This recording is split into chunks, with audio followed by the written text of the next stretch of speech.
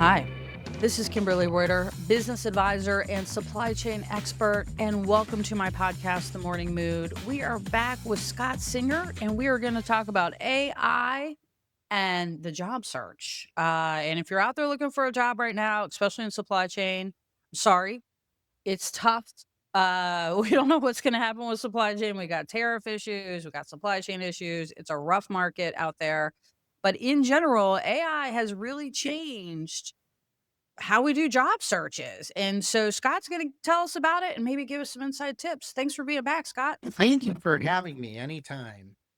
Excellent. So what's going on in the AI world? We have two sides of this, right? We have like the people who are looking for jobs and we have the people who are hiring. Yeah. Where you want to kick us off? Well, let's start with the employer side of things. I think Okay. it's helpful to understand how employers are using it. But I think even before we dive into that, I think it's important to know that I think the frustration level on everybody's part, the employer side, the job seeker side is kind of boiling over right now. And I think what we've Yeah. got is we've got a situation right now where everybody's trying to use it to their advantage. And I think quite honestly, I'm not sure anybody's using it well. No. I I think I think told you I have a friend who is in a job search and I was like, "Hey, how's it going?"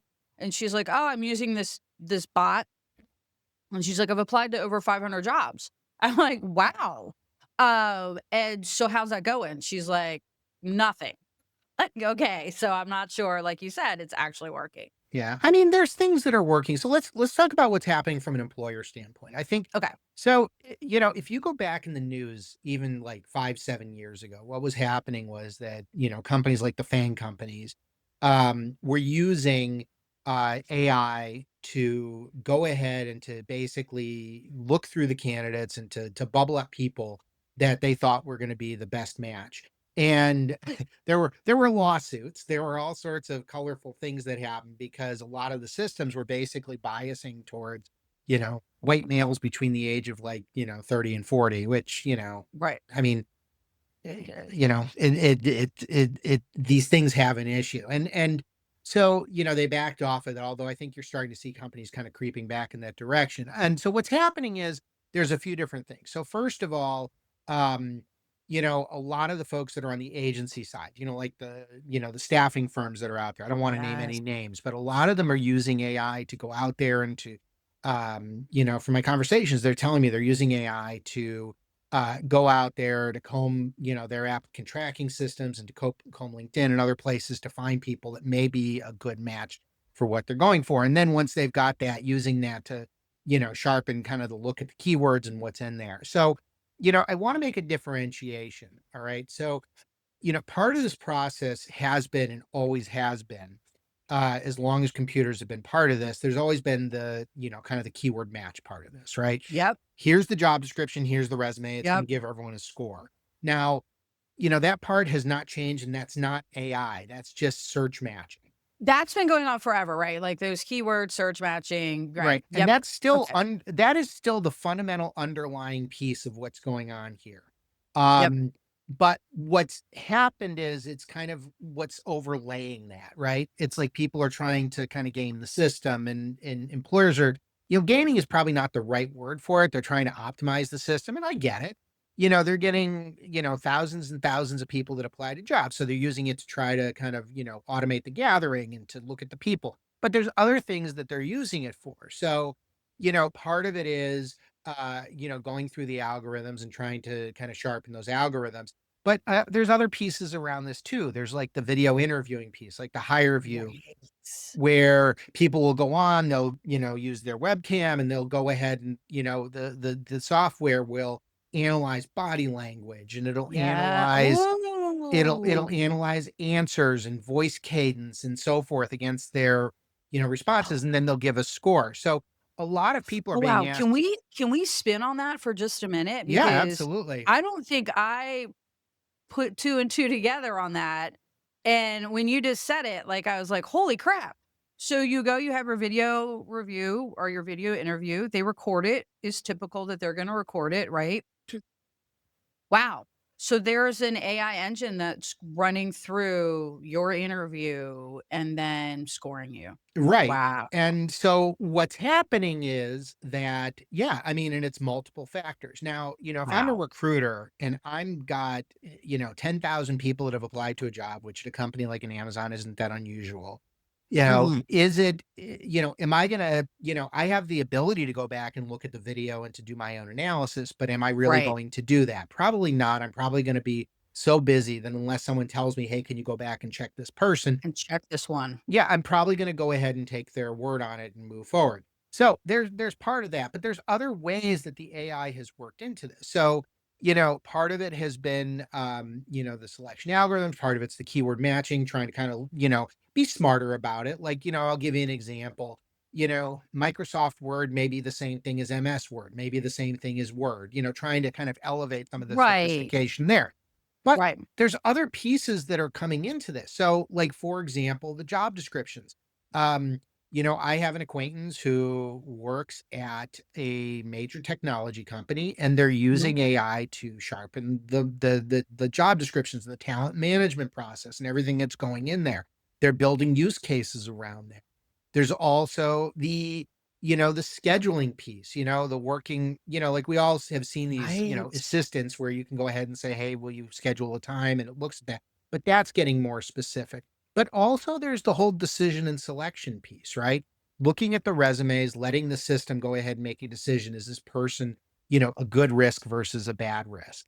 So, these are things 20 years ago, I worked at a company, and one of the things that we used to do is we used to do a psychological assessment. Now they, Right. now what they're doing is, and you'd have to draw, a picture and you'd have to write an essay or whatever. They'd look at it and they'd assign a risk to it. Um, Now, a lot of these types of things are kind of going into a black box from an AI standpoint. There's also one other piece to this, which is a popular question I get, which is um, something I wasn't even aware of, which is people have the ability to opt in to whether or not their stuff's going to go into the AI engine. So, Oh. I think there's state legislation that's driving that. Don't quote me on that. But Mhm. he said on a video webcam. But I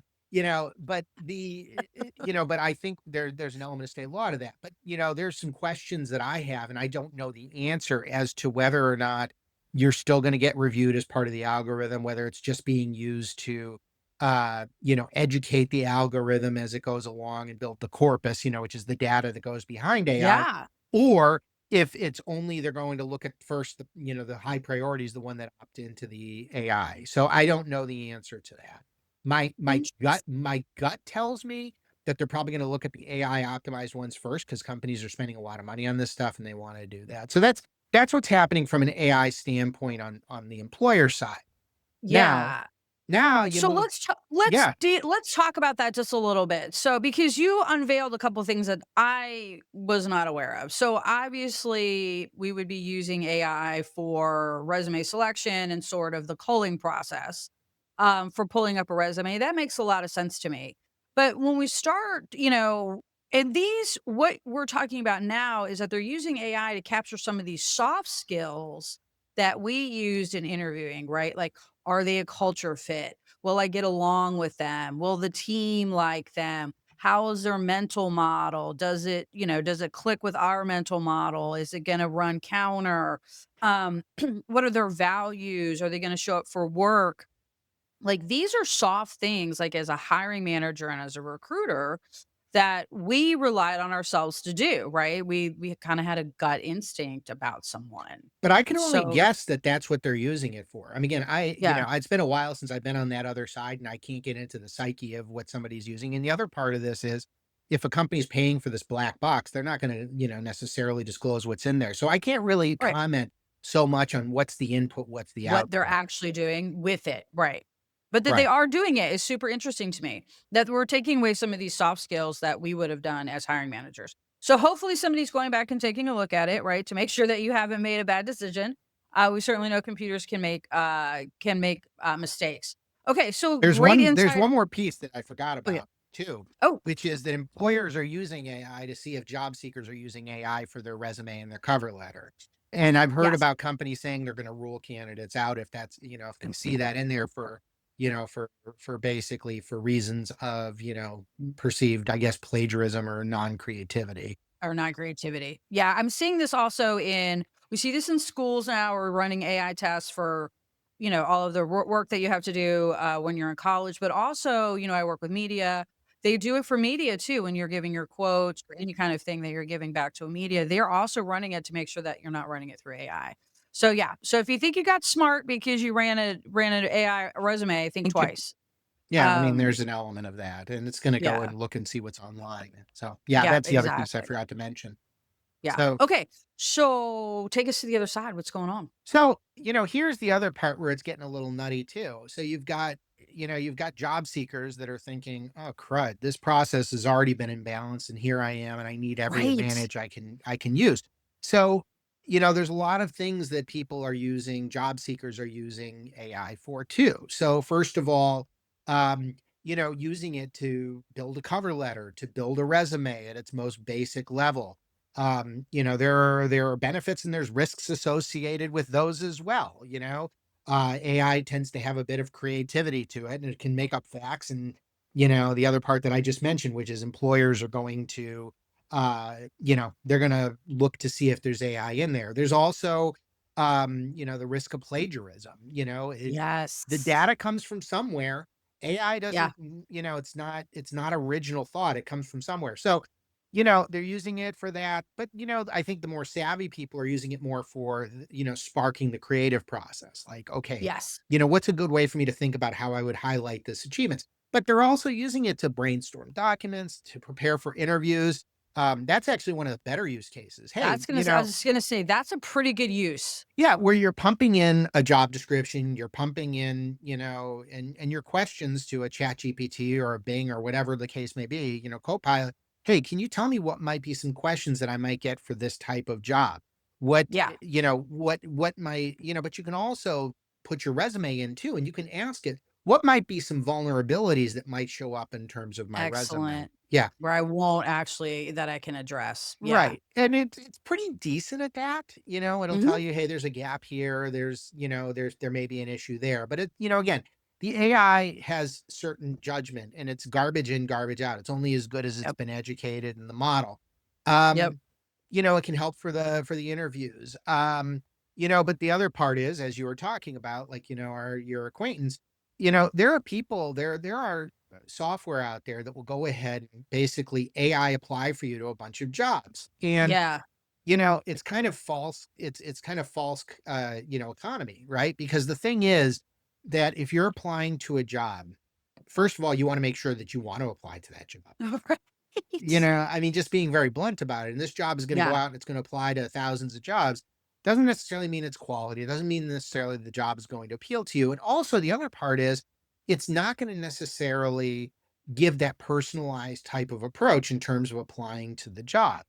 Right. So, there's different factors that go into, it's not going to replace that personally written letter or personally written resume and a personally submitted application that's going to go through the system. So, that's what we're dealing with. I mean, those are the use cases.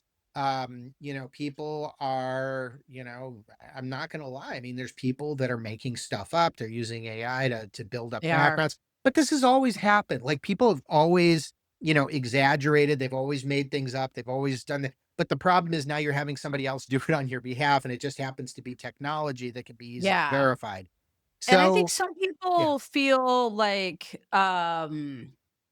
if the AI did it, then it's okay. There's a sort of lack of accountability when you run it through the AI engine. I don't know what it is, but I do feel like people will accept if it does embellish it just a little too much. I think there's another aspect to this too, and I mean, there's a whole psychological rabbit hole you can go down with this. But there's let's be very clear: the job application process is not symmetrical, right? You don't Right. have as a job seeker the same kind of power that an employer has. It's always been complicated. There's always tons of people. You're being judged, um, and there's a lot of resentment, I think, from job seekers who feel like the companies have been treating us like crap. Well, why should I care? I'm going to do Right. what's best for me. Now, a Right. lot of times they're not thinking about the fact that it is not a symmetrical relationship. We all have networks. You could do this and you may or may not get the job, Yeah. but during the interview, they're going to put you through the paces and you may bomb it because you're asked about something you can't back it up. Or even worse, you get into the job, they realize that you lied on your resume, and next thing within a month, within a week, they're doing an investigation and, you're on your way out of the company and your reputation Yeah. along with it. So, is life fair? No, absolutely not. I mean, my second grade teacher, Mrs. Cora, told me that. And I was kind of like, that was kind of an eye-opening moment where it's like, oh, It's okay. heaven. Yeah. Yeah. I was 8 years old. And, I said, I was there with my mom and and the teacher. And, I said, but that's not fair. And she said, Scott, life isn't fair. And I was like, I don't know what that means, but it took me a while. And then eventually I kind of got Yeah. it. But Um, 20 years later, it finally dropped. You're like, I right. got it. And I've seen people and I've gotten engaged in conversations on places like LinkedIn that are like, well, it's okay for the companies to lie. Why is it not okay for me to lie? Okay, well, that's a whole different thing. Are you really sure you want to go ahead and blaspheme your own reputation on Right. LinkedIn? But Yeah. but yes, the anger is real and the frustration is real. And It is. we're currently in a situation where unemployment is low, but it's a stagnant job market. People aren't changing. The process is frustrating. Companies are laying off. They're putting in Yeah. places additional obstacles. And so, yeah, I mean, you kind of get this, that mentality at the same time. Yeah, and I've heard that too, like, I just need to get in the door. I'm just trying to get in the door. And then once I'm in the door, then, we'll tell the truth or, or I'll deal with it then. And I can tell you as someone who's been on both ends of this, that does not work out well for you. Because it does not take long to figure out that you lied on your resume. Well, It's if you say you can program in Python and they put you at a computer and you need to program in exactly. Python and you can't do it, guess what? Yeah, you're in It's trouble. yeah, that's in trouble. But I've had Yeah. people who, during my career, I've been involved in HR coming to me on investigations of people that were hired. Hey, I need to know what this person said here. What did they say? Can I see the resume? Mhm. And, they started building a case to get rid of the person. So it's like, Yeah, it it's bad. happens. Yeah. I've been in that one too. That they're not good. They are not good. Yeah, they happen. So, what is your advice to anyone who's out there who's trying to get a job? Is it go back to basics? Like, so recently, I was part of an interview loop, and one of the candidates sent out a thank you card, which I'm gonna be honest, kind of blew my socks off a little bit.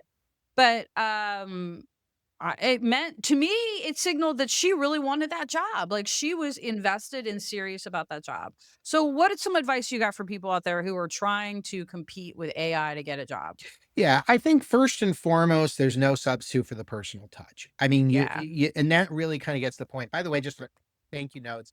Thank you notes really get lost in mailrooms if you're doing it as a physical mail a note. I think it's a great touch, and I wish people could still do it. But Yeah. I've seen it enough where they get lost in the mailroom. So an email is kind of accepted as thank you, but Okay. it Good to personalized. know. So it is what it is, and it took me a little while, but I kind of moved over into that camp. But the other part is that, yeah, I mean, look, you know, first of all, if you're going to use ChatGPT or you're going to use, Copilot, any of these other engines, number one, make sure you know what you're doing, understand the guardrails, Yep. understand what it can do and what it can't do. And then understand that in the end of the day, no matter what ChatGPT or any of these engines give you, you own the content. You're claiming it as your own. So, first and foremost, use it to stoke your imagination, use it to stoke your creativity, but don't use it to write for you. It's just not a Yeah. good suggestion. Secondly, the next piece to this, I would say, is learn how to be prompt engineer. How do you ask ChatGPT or any of these engines? I use ChatGPT as shorthand. It doesn't mean I'm favorable to it. It just means that Right. that's what I'm using. But, understand how to ask a question in these systems so that it's going to give you an answer that you can work with and rework. Hmm. If you put in a command, write a resume for me. Here's my old resume. It's gonna be too much data. It's gonna be, too Yep. much there. Whereas if you give a bullet to LinkedIn, to an AI engine, and you say, hey, I'd like to include this metric in here, and how can I improve this? And how can I word This it? bullet, break it down to the smallest pieces iterate the smallest pieces, reduce the number of judgment calls that it has to make. And then, by the way, when you get it, reword it. Don't Yeah. take it the way that it's written. Reword Right. it. Yeah. If you're writing a resume, first of all, there's a lot of great resume writers out there. So, One wink, right wink. here. But the other piece of that is if that's not something you want to do, there's a lot of great resume guides out there. Use one, Mhm. go online. You don't really have to go that far. Sample resume and see what's Yeah. out there. So, make sure that your resume is achievement driven and that there's some substantial stuff in there that really shows Mm. about what you've been able to do. But the other part of that is, yeah, don't lose the human contact. After you've Yeah. applied to a job, go on to LinkedIn, see if you can figure out who the hiring manager is, reverse engineer their email address or send them an in-mail. But, Yeah. send them a note. Hi, I'd like to introduce myself. My name is Scott. I have applied online to company X. Yeah. Um, my resume is attached to for your convenience. I'd love to talk to you. I have experience doing exactly what you're talking about. Love to chat with you sincerely. And Yeah. and that's it's extra work, it's extra time, it's extra effort. I get that. But in a time when you've got thousands of people applying, you're working your way around HR, who's a gatekeeper, and you're getting straight to the person who's the customer for what you're looking to sell. And, hopefully if you're not, if you're hitting all the right notes, if they're looking for a district retail manager and you've got a background as a district retail manager, boom, you're in. Hopefully it's gonna happen. Yeah, Yeah. And just another side, because like I mentioned, I've been on both sides of it. You've been on both sides of it. And another thing is this, is that when you finally get approval for that head count and you've got to backfill someone because you had to fire them or they quit. It's a pain in the ass. Hiring is not fun. That's why there's a whole department like dedicated to it. No hiring manager wants to spend their time looking at resumes. So when you enter into this process, please be serious about it. The worst thing that can happen is that you can, AI your butt into this whole interview process and then you didn't even want the job to begin with. So let me tell you what's going to happen when you do finally maybe find a job you do want with that company. It ain't going to happen because you just wasted everybody's time. And I see a lot of that too now. People just, oh, I submitted 500 resumes. I got an interview. I don't even know what they do. I'm just going to talk to them. yeah. Yeah. Yeah. I mean, there's no substitute also for research. I mean, if you get in there and Yeah. you get into the interview, number one, you're going to have to back up whatever's on your resume and your application. But number two, yeah, I mean, know who you're talking to, personalize your Yeah. message. Yeah. In the end, we're all human beings, and in the end, that's Yes. what matters.